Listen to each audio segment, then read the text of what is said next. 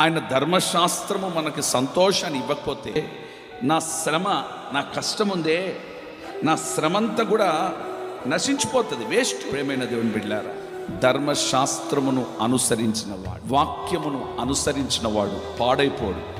వాక్యమును అనుసరించిన వాడు యుగ యుగములు ఉన్నతమైన శిఖరమందు నా ప్రభు ఎక్కించునుగా. నీ వాక్యము నన్ను ఏం చేస్తుందంట? బ్రతికిస్తుంది. నీ వాక్యము నన్ను వెలుగులోనికి నడిపిస్తుంది. నీ వాక్యము నాకు మార్గాన్ని చూపిస్తుంది. దేవుని వాక్యం మనకు లేకపోతే, దేవుని వాక్యం లేకపోతే ఎప్పుడో మనం నశించిపోయేది. ఇది అర్థం. నీకు అందాన్ని ఇచ్చేది ఏం తెలుసా? దేవుని వాక్యం. నిన్ను బాగు చేసేది ఏం తెలుసా? దేవుని అలంకారముగా మార్చి ప్రభు ఎదుట పరిశుద్ధంగా నిలబెట్టేది దేవుని వాక్యమే. దేవుని వాక్యమే. దేవుని వాక్యమే. వాక్యం. నీ కష్టం వచ్చినప్పుడు వాక్యం, నేను బ్రతికించేది వాక్యం.